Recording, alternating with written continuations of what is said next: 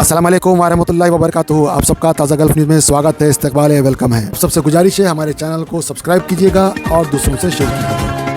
अल्हम्दुलिल्लाहि वकफ़ा वस्सलामुन अला इबादिहिल्लज़ीना इस्तफ़ा अम्मा बाद अऊज़ु बिल्लाहि मिनश शैतानिर रजीम बिस्मिल्लाहिर रहमानिर रहीम वतूबू इलल्लाहि जमीअन अय्युहल मुअमिनून लअल्लकुम तुफ़्लिहून। सुब्हान रब्बिका रब्बिल इज़्ज़ति अम्मा यसिफ़ून वसलामुन अलल मुरसलीन वल्हम्दुलिल्लाहि रब्बिल आलमीन। अल्लाहुम्मा सल्लि अला सय्यिदिना मुहम्मदिन व अला आलि सय्यिदिना मुहम्मदिन व बारिक वसल्लिम। इंसान जो काम भी शरीयत व सुन्नत के खिलाफ करता है उसको गुनाह कहते हैं। उस गुनाह से तौबा करना लाजिम होता है। इरशाद बारी ताला है वतूबू इलल्लाहि जमीअन अय्युहल मुअमिनून लअल्लकुम तुफ़्लिहून। और ए ईमान वालो, तुम सब के सब अल्लाह के सामने तौबा करो ताकि तुम फलाह पा जाओ। चुनाचे इब्न तैमिया रहमतुल्लाह अलैह ने अल ईमानुल औसत एक किताब है, उसमें 10 असबाब बताए हैं जिनसे इंसान के गुनाह माफ होते हैं। ये 10 असबाब हमें ज़बानी याद होने चाहिए ताकि हम इनके ज़रिए से अपने गुनाहों की बख्शिश का बंदोबस्त कर लें। सबसे पहला सबब इस्तिग़फ़ार। इस्तिग़फ़ार कहते हैं कि अपने गुज़रे हुए गुनाहों पर नादिम होना।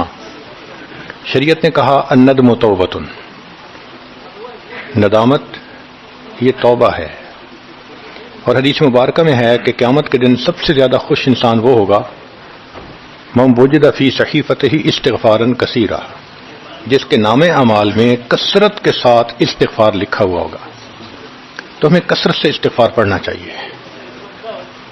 चुनाचे एक शख्स हज़रत हसन लानो के पास आया, हज़रत बहुत गुनाहगार हूँ, कोई अमल बताएं। फरमाया इस्तिग़फ़ार पढ़ो। एक और आदमी आया, हज़रत बारिश नहीं हो रही, कोई अमल बताएं। फरमाया इस्तिग़फ़ार पढ़ो। फिर एक आदमी आया कि हज़रत बहुत कर्जा चढ़ गया, दुआ करें कि कोई असबाब बन जाएं रिज़्क़ के, माल के, ताकि कर्जा उतर जाए। फरमाया इस्तिग़फ़ार पढ़ो। फिर एक शख्स आया कि हज़रत दुआ करें अल्लाह मुझे बेटा दे दे। फरमाया इस्तिग़फ़ार करो। एक आदमी आया मेरा बाग है, दुआ करें कि मेरा फल ज़्यादा लगे। फरमाया इस्तिग़फ़ार करो। एक आदमी आया मेरी खेती बाड़ी की ज़मीन है, दुआ करें पानी अंदर से निकल आए। फरमाया इस्तिग़फ़ार करो। अब सुनने वाला हैरान कि मुख्तलिफ लोग मुख्तलिफ ज़रूरियात आकर बयान करते रहे, सबके लिए एक ही जवाब। तो उसने पूछा कि हज़रत क्या मसला? तो फरमाया कि देखो ये जवाब मैंने अपनी तरफ से नहीं दिया, कुरान मजीद से दिया है।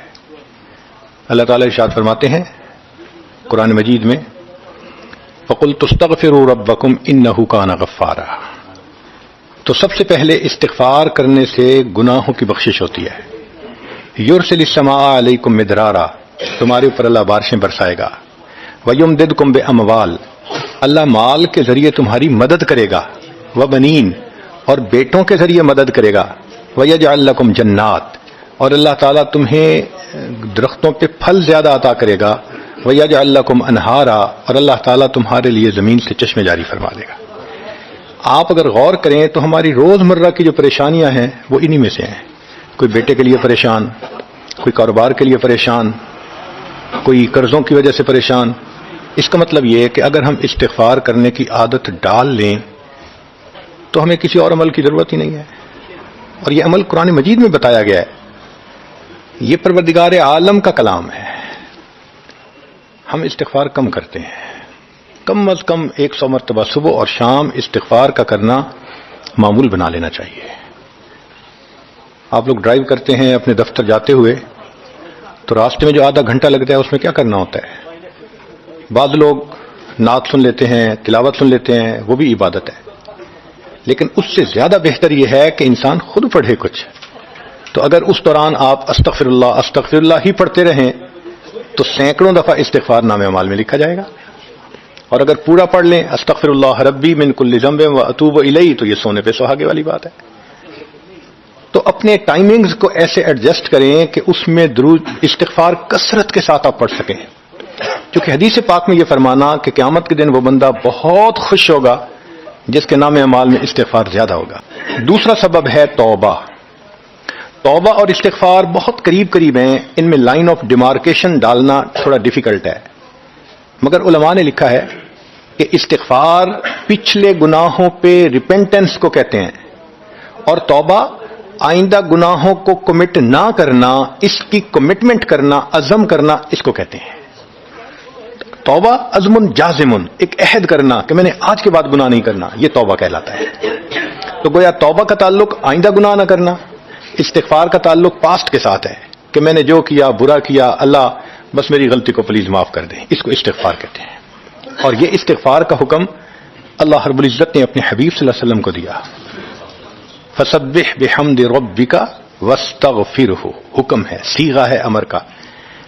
اللہ کے محبوب صلی اللہ علیہ وسلم کو اگر یہ حکم ہے تو سوچئے پھر ہمیں استغفار کرنے کی کتنی ضرورت ہے۔ توبہ ہر بندے پہ کرنی ضروری، چنانچہ کافر ہے تو وہ کفر سے توبہ کر کے مسلمان بن جائے، مومن ہے گناہوں سے توبہ کر کے نیک بن جائے۔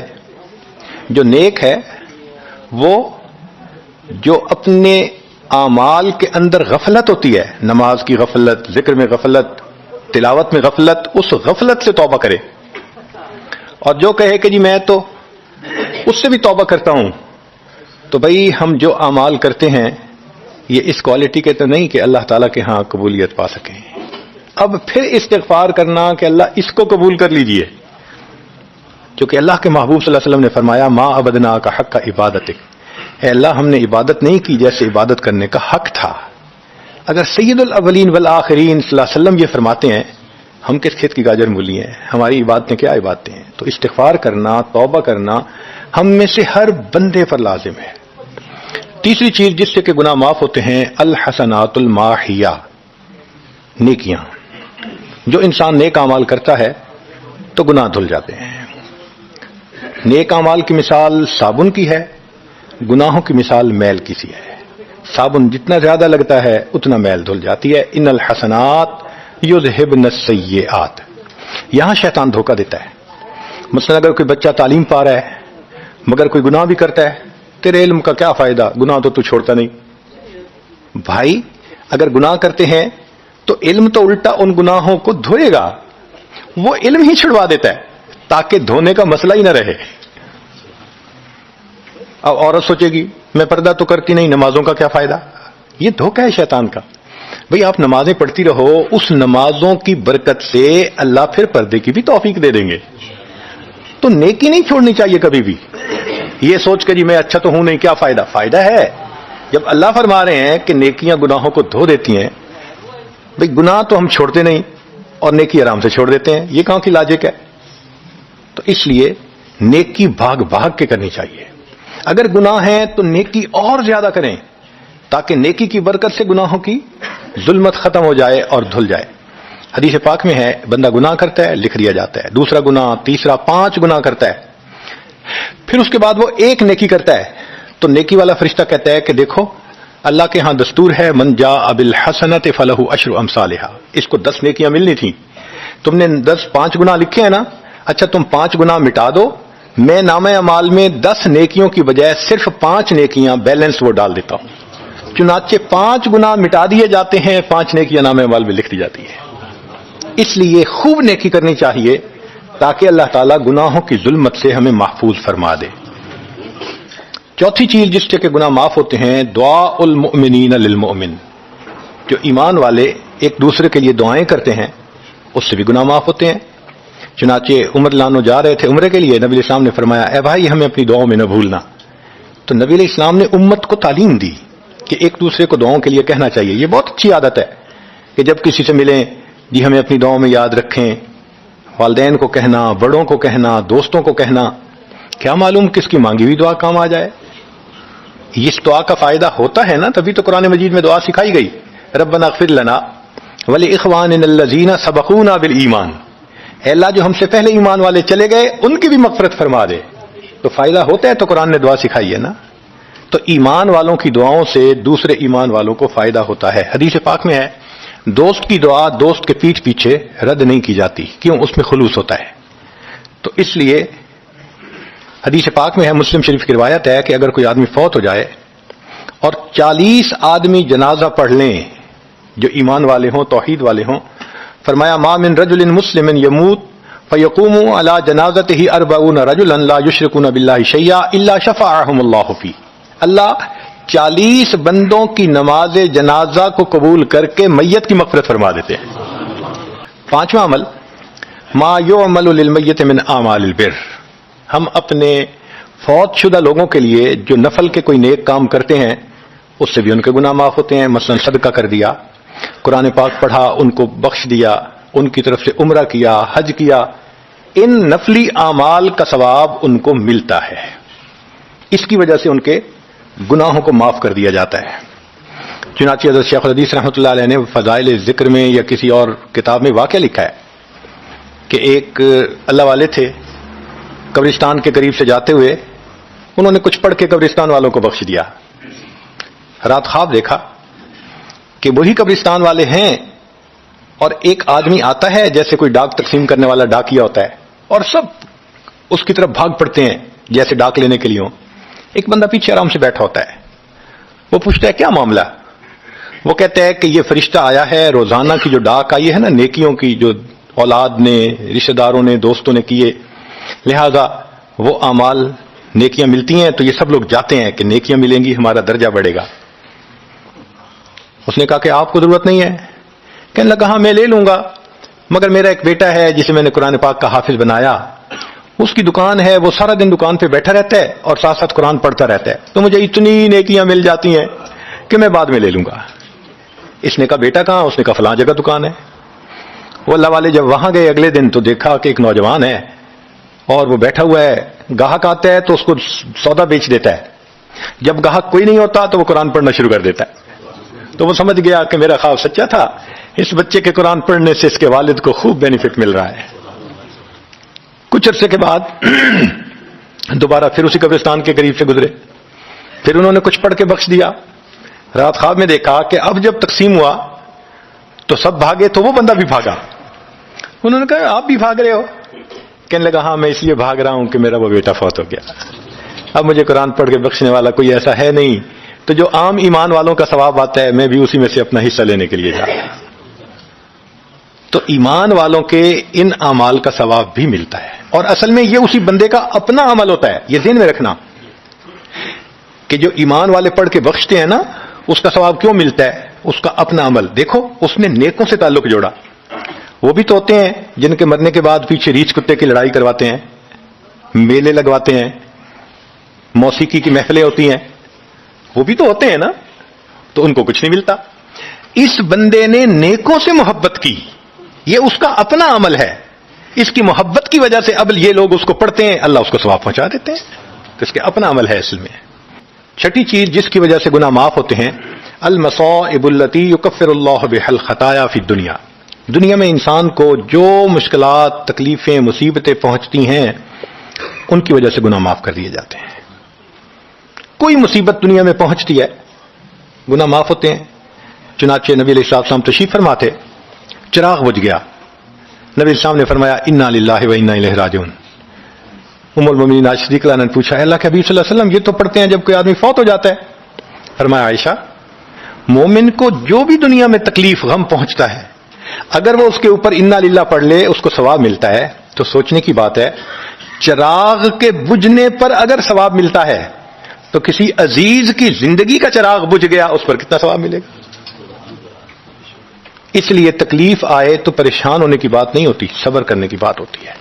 انسان بے صبری کے ذریعے خواہ اس تکلیف پر ملنے والے ثواب سے اپنے آپ کو محروم کر دیتا ہے۔ بے صبری سے تکلیف ختم نہیں ہوتی، ثواب ملنا بند ہو جاتا ہے، تو بے صبری کا کیا فائدہ؟ اور ہو سکتا ہے کہ یہ مصیبت جو آئی یہ بندے نے خود مانگی ہو، یہ بھی عجیب بات ہے۔ آپ کہیں گے جی کوئی بندہ مصیبت تو نہیں مانگتا، ہاں ہو سکتا ہے مانگی ہو۔ کیسے؟ کہ دعا مانگی اللہ مجھے قیامت کے دن میرے محبوب صلی اللہ علیہ وسلم کے ہاتھوں حوض کوثر کا جام عطا کر دینا، اللہ نے دعا قبول کر لی، عمل تو ہے نہیں کہ یہ نعمت نصیب ہو، تو اب کیسے ملے گا؟ اللہ تعالیٰ بیماری، مصیبت، پریشانی کچھ اس کے اوپر بھیج دیتے ہیں۔ اگر یہ بندہ اس پر صبر کر لیتا ہے اس کو بہانہ بنا کر اللہ اس کو نعمت عطا فرما دیتے ہیں. چنانچہ ایک بزرگ تھے 70s میں تھے, بیوی بھی اسی طرح, بہت نیک تھی بیوی بھی. بیوی نے کہا کہ میرا بڑا دل چاہتا ہے کہ نبی علیہ الصلوۃ والسلام کا دیدار نصیب ہو, میں بڑا درود شریف پڑھتی ہوں, نفل پڑھتی ہوں, مگر مجھے واضح زیارت نہیں ہوئی.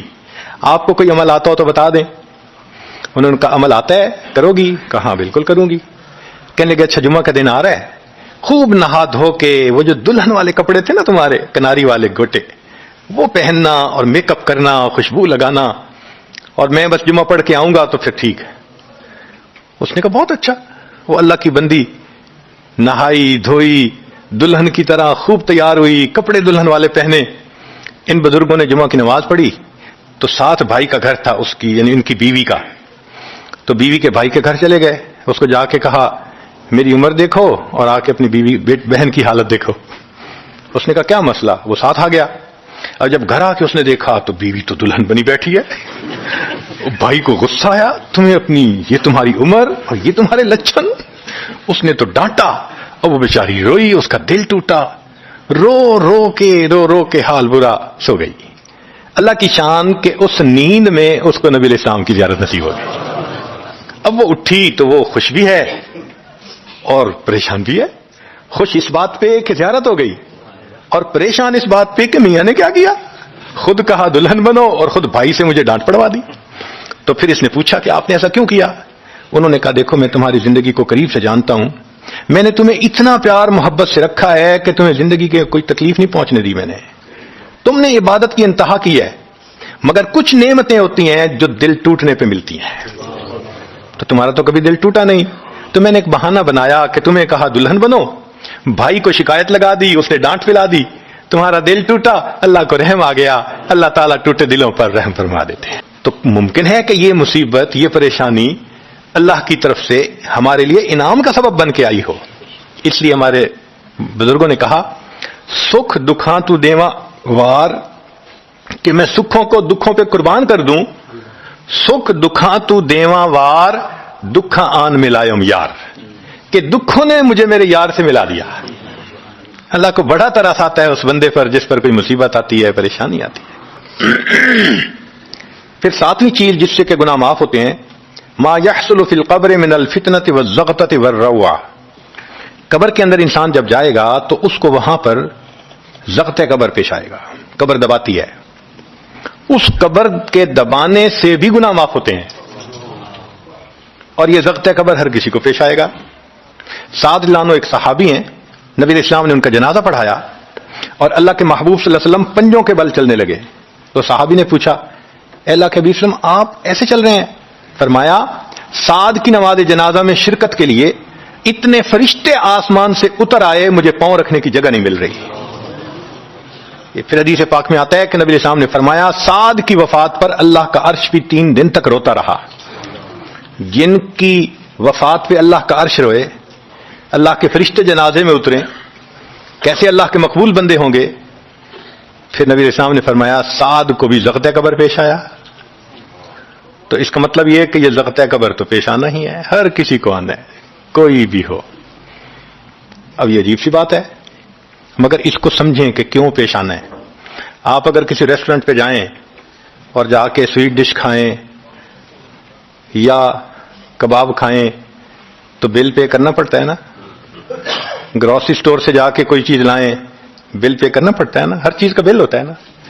اس دنیا میں انسان جو مزے لیتا ہے بھلے جائز صحیح, ان کی بھی ایک کاسٹ ہے اور وہ اسے پے کرنی پڑے گی, اور وہ کاسٹ زغط قبر سے پے ہوگی.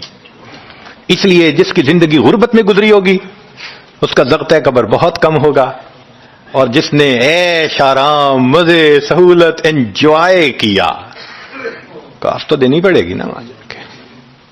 تو زغط قبر تو پیش آنا ہے. ہمارے والد صاحب بچپن میں دیکھتا تھا میں کہ بہت اچھا سالن بنا ہوتا تھا نا, تو اکثر وہ گلاس پانی کا اٹھاتے تھے اور ایک گھونٹ پانی ڈال دیتے تھے. مجھے سمجھ نہیں آتی تھی یہ کیا کرتے ہیں. میں اکثر ان سے پوچھتا تھا ابو آپ ایسے کیوں کرتے ہیں, نہیں بتاتے تھے. جب ان کی وفات ہوئی تو بعد میں والدہ صاحبہ نے کہا کہ اصل میں وہ یہ کہا کرتے تھے کہ نفس میرا دشمن ہے، میں اس نفس کو لذتیں کیوں دوں؟ وہ لذیذ کھانے کے اوپر بھی ایک گھونٹ پانی ڈال کے اس کو کم مزے والا بنا لیا کرتے تھے، جائز لذتوں کو بھی کم کر لیتے تھے. ہمارا کیا حال ہوگا جو ناجائز لذتوں کے پیچھے بھاگ. تو یہ ضغط قبر مومن کو بھی پیش آتا ہے اور کافر کو بھی، مگر فرق ہے. کافر کو پیش آئے گا کہ حدیث پاک میں آتا ہے دائیں طرف کی پسلیاں بائیں طرف اور بائیں کی پسلیاں دائیں طرف، یوں پسلیاں توڑ کے رکھ دیں گے. اور مومن کو بھی ضغط قبر پیش آئے گا، مگر مومن کو ضغط قبر تکلیف نہیں دے گا اتنی اگر نیک ہوا. کیوں؟ اچھا آپ بتائیں، سر میں درد ہو تو آپ کہتے ہیں نا ذرا سر دبا دو، تو تکلیف ہوتی ہے یا راحت ملتی ہے؟ سر دبانے سے راحت ملتی ہے. جس طرح سر درد میں کوئی دبائے سر کو راحت ملتی ہے، ایسے ہی مومن کو ضغط قبر تو پیش آئے گا مگر مومن کے لیے راحت کا سبب ہوگا. 8ویں چیز جس سے کہ گناہ معاف ہوں گے، احوال یوم القیامت وکربھا وشدائدھا. قیامت کے دن جو انسان کو ایک وحشت کی کیفیت ہوگی، ہول کی کیفیت ہوگی، خوف ڈر کی کیفیت ہوگی.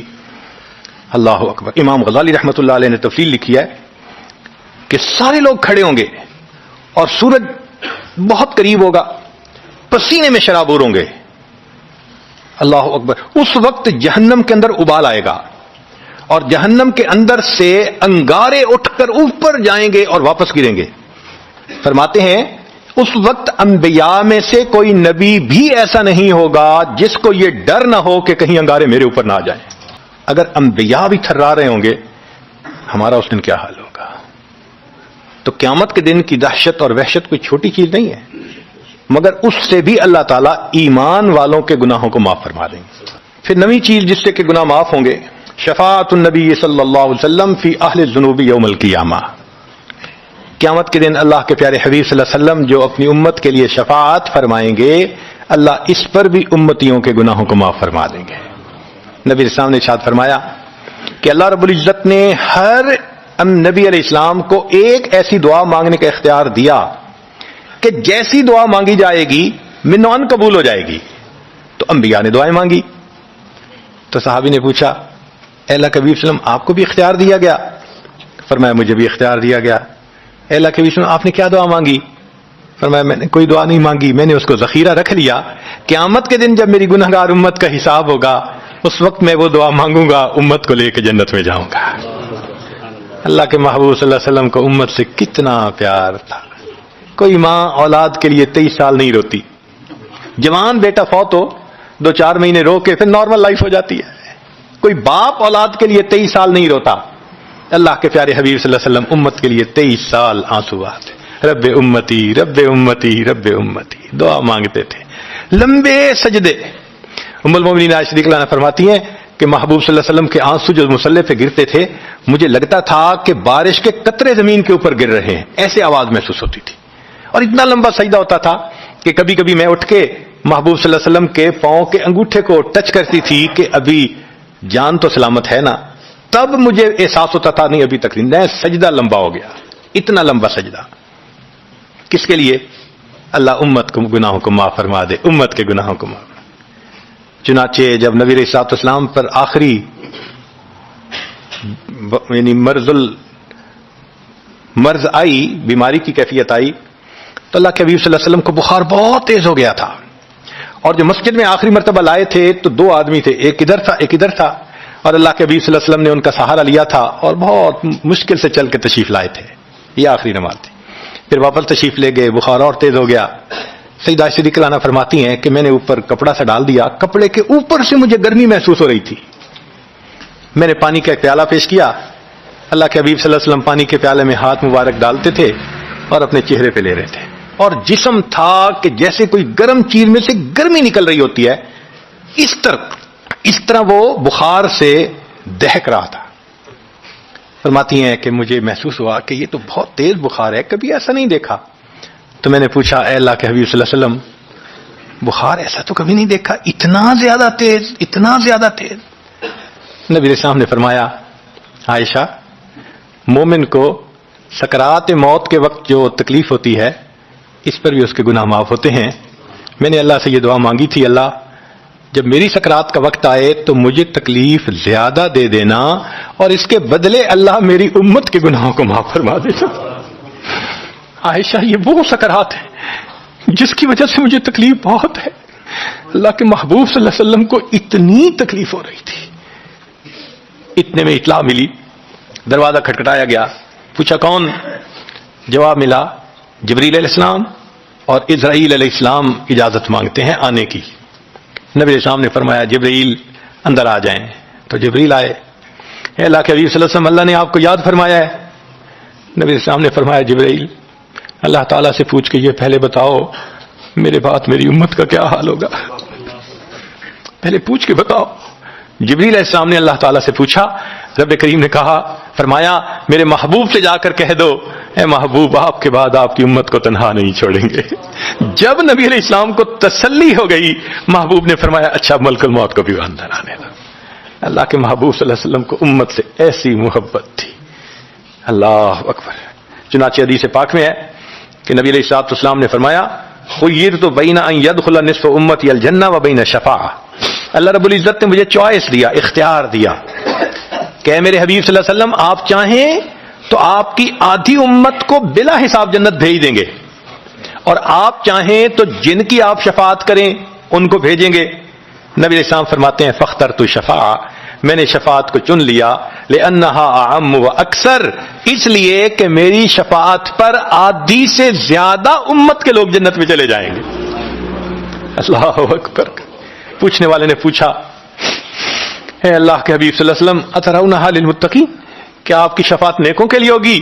فرمایا لا ولکنہا للمذنبین الخطائین المتلوثین، نہیں میری شفاعت میرے امت کے گناہگاروں کے لیے ہوگی۔ اللہ کے حبیب صلی اللہ علیہ وسلم کی شفاعت کا نصیب ہو جانا یہ بھی گناہوں کی بخشش کا سبب ہے، مگر شفاعت کس کو نصیب ہوگی اس کی بھی تفصیل سن لیجئے۔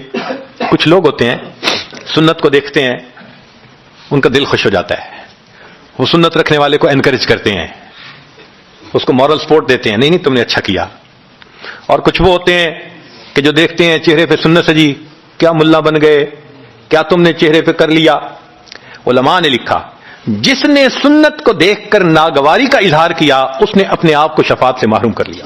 یہ نہیں ہے کہ ہم سنت کا مذاق بناتے پھریں اور ہمیں شفاعت نصیب ہوگی، نہیں، احترام ہو دل میں سنت کا۔ نبی علیہ السلام کی ایک ایک سنت پہ قربان ہو انسان، جب یوں محبت ہوگی تو پھر نبی علیہ السلام کی شفاعت بھی ان کے لیے ہوگی۔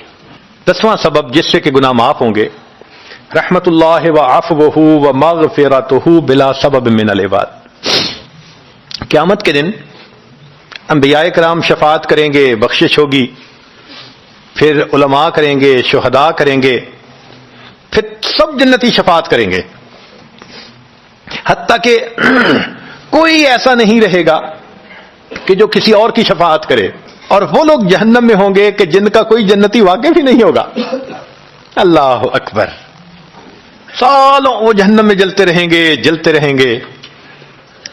پھر ایک وقت آئے گا کہ ان میں سے جن کے دل میں تھوڑا سا بھی ایمان ہوگا نا، اگرچہ اس کی شفاعت کرنے والا کوئی نہیں ہوگا، ان کو بھی اللہ بخشنے کا سبب بنائیں گے۔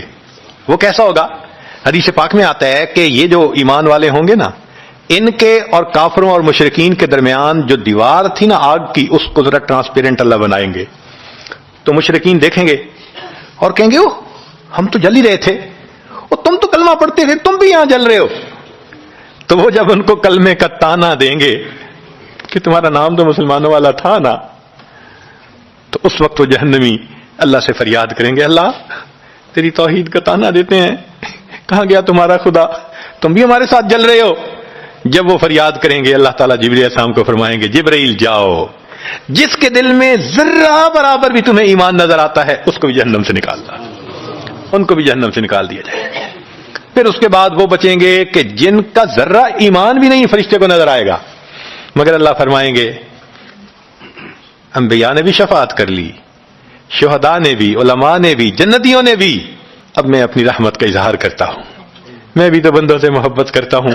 حدیث پاک میں ہے ثلاثہ حشیاتن، یوں کر کے اگر گندم ہونا اور انسان دونوں ہاتھوں کو ایسے کرے تو اس کو لپ کہتے ہیں، لپ بھرنا، تو اس میں ہزاروں چاول کے دانے آ سکتے ہیں. سوچئے اللہ رب العزت لپ بھریں گے تو وہ کتنی بڑی ہوگی. کھربوں لوگ ہوں گے. ایک لپ کو بھر کے نکالا جائے گا, پھر دوسری کو نکالا جائے گا, پھر تیسری لپ بھر کے نکالیں گے. پھر ایک حوض ہوگا, کہا جائے گا جہنمی کو اغتسل فی ھذا الغدیر, اس حوض کے اندر تم جاؤ غسل کرو. جب وہ غسل کریں گے بالکل ان کے جسم صحیح سلامت ہو جائیں گے. پھر اللہ تعالیٰ ان کو جنت عطا فرمائیں گے, مگر ان کے ماتھے پر لکھا ہوا ہوگا اتقاء الرحمن, کہ رحمان نے اپنی رحمت سے ان کو رعایتی پاس کر دیا. وہ جنت میں جائیں گے. اب جو جنت میں جائیں گے تو جنتی لوگ ان کے ساتھ ملیں گے, خوش ہوں گے, مگر کہیں کہیں کوئی ان کو کہے گا ہم تو اللہ کے فضل سے سیدھا آ گئے, تم تو آیا فلاں جگہ سے آئے ہو نا, رعایتی پاس ہو. اب جب ان کو رعایتی پاس کا تانا ملے گا تو ان کو عجیب لگے گا. پھر ایک وقت آئے گا کہ یہ سب اتقاء الرحمن اللہ کے سامنے فریاد کریں گے, اللہ آپ نے اپنی رحمت سے جہنم سے نکال دیا, جنت بھیج دیا, یہ جو مہر ایک لگا دی یہ بھی تو اتار دیجئے نا. تو اللہ تعالیٰ ان کی مہر کو ختم فرمائیں گے اور یہ جنت میں رہنے لگ جائیں گے. امام غزالی رحمۃ اللہ علیہ اس واقعے کو نقل کرنے کے بعد لکھتے ہیں, میرا کوئی عمل ایسا تو نہیں کہ میں امید کروں کہ میں جنت چلا جاؤں گا, کاش اللہ مجھے ان اتقاء الرحمن میں شامل فرما لیتے, کاش کہ اللہ تعالیٰ مجھے ان اتقاء الرحمن میں شامل فرما لیتے. بے گناہوں میں چلا زاہد جو اس کو دیکھنے, مغفرت بولی ادھر آ میں گناہ گاروں میں ہوں, وہ کرشمے شان رحمت نے دکھائے روز حشر, چیخ اٹھا ہر بے گناہ میں بھی گناہ گاروں میں ہوں. اللہ اکبر. حضرت قاری مطیب صاحب رحمۃ اللہ علیہ ایک کتاب میں لکھتے ہیں, اتنا اللہ کی رحمت کا ظہور ہوگا, اتنا ظہور ہوگا اس دن, ایک ایسا وقت آئے گا کہ شیطان بھی سر اٹھا کر دیکھے گا, اسے بھی امید لگے گی شاید میری بھی مغفرت کر دی جائے. وَكَانَ بِالْمُؤْمِنِينَ رَحِيمًا. اللہ تعالیٰ قیامت کے دن اپنی رحمت کا اظہار فرمائے. اللہ کرے قیامت کے دن اللہ کی رحمت سے ہمارا کام بن جائے. أيها الذين آمنوا هل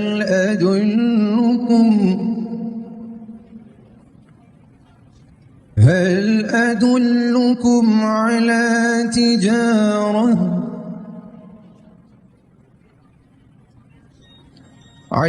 تجارة تنجيكم من عذاب أليم. دوستو قرآن شریف کو سیکھ کے پڑھنا ہر مسلمان کے اوپر فرض ہے. اس کو سیکھنا خبر میں جانے تک اگر ٹائم ملے تو ضرور سیکھنا چاہیے, کیونکہ اللہ کا کلام ہے, اللہ تعالیٰ بندوں سے فرما رہا ہے.